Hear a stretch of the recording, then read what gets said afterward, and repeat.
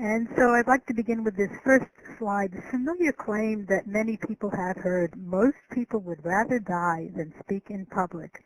Now, it's interesting. I don't know where this quote came from. I have not been able to track it back to its source, and I don't know the question that was asked to generate this conclusion.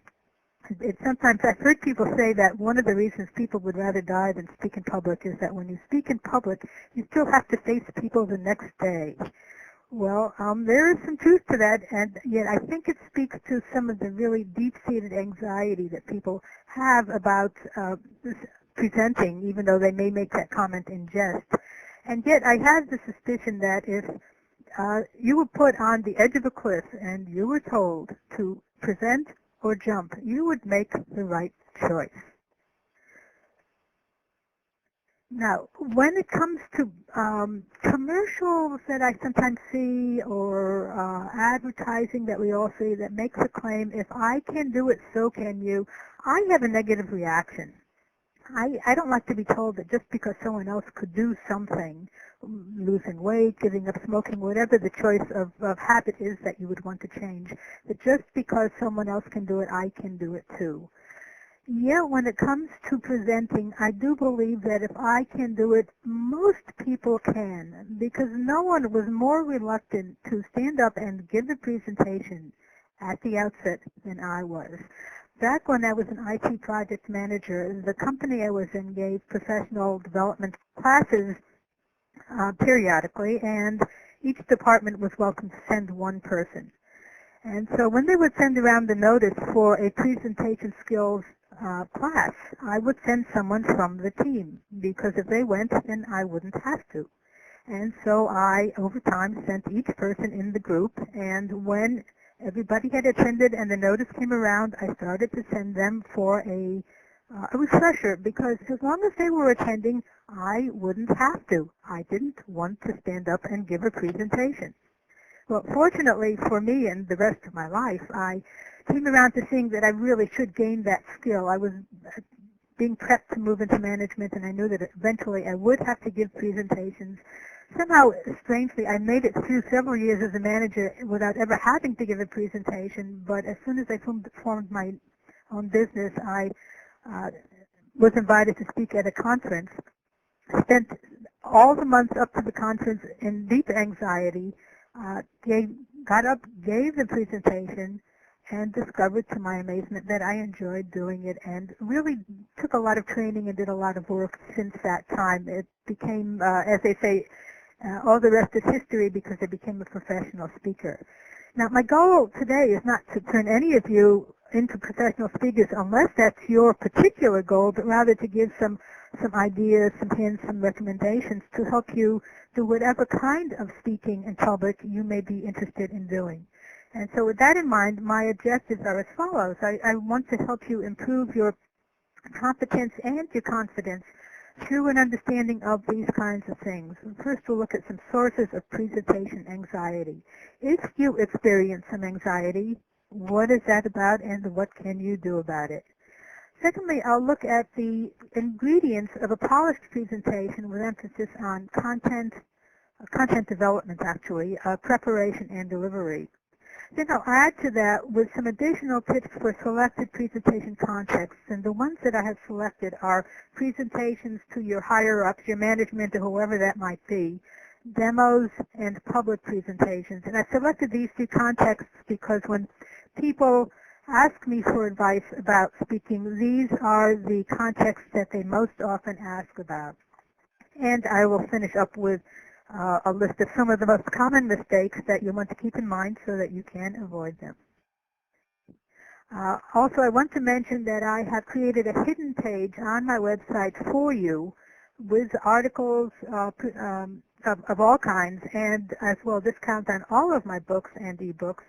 The website link is www.nkarten.com. That's nkarten.com/presentation webinar, all one word, presentation webinar, capital P, capital W.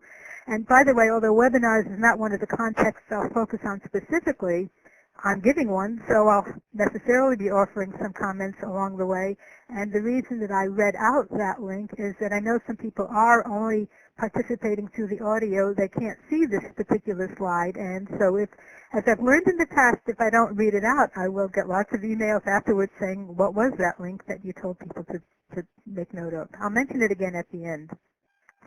Now, I much prefer actually presenting in a setting where we can see each other, but we can't right now. But if you are in a setting where you are participating in a group, you might want to raise your hand in response to these questions just to kind of check each other out.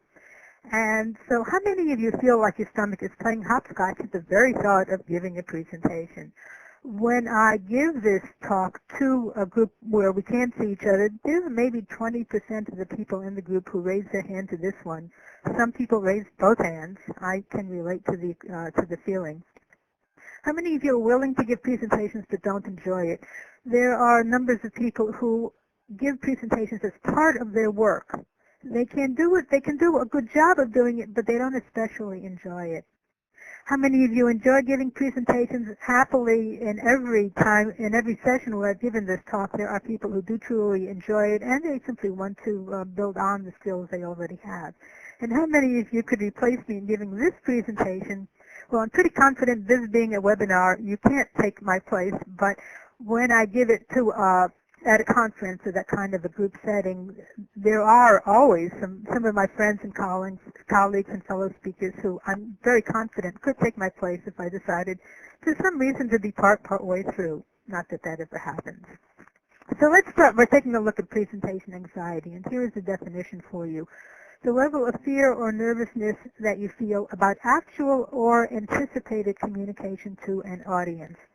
And so it's interesting, it's not just during the presentation itself that people may feel anxiety, but the anticipation of it, and for many people, and I think maybe more people than those who feel anxiety giving it, it's the anticipation, it's the thinking about it, it's the worrying about it. And I know that was the case in my very first presentation, and to the extent that I feel anxiety, and I sometimes do, it is often in preparation, it's in thinking about it. Now, with that in mind, we can't actually undertake interaction among ourselves here. This is something I do when I am with a group where we can see each other, but imagine for a moment that you were given this assignment with one or two people near you to compare notes about your worst fears about public speaking. I give this when I'm speaking to a group. They spend a minute or two comparing their worst fears, and then we debrief. We talk about some of the things that came up for them.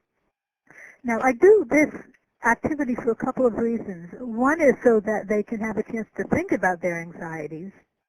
A second, however, is to focus on a truth about presenting. That is, most people have no problem talking to others until they think of it as a formal presentation.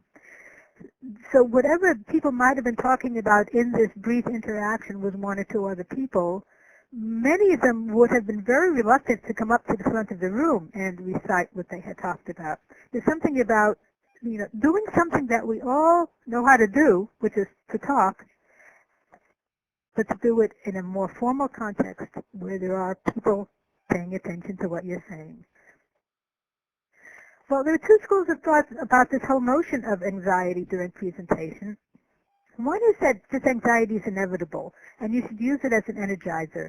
The second is that it is not inevitable. It's a sign that you haven't prepared adequately. And I have some professional speaker colleagues who maintain adamantly that if you feel any anxiety at all, it's proof that you haven't prepared adequately. I do not agree.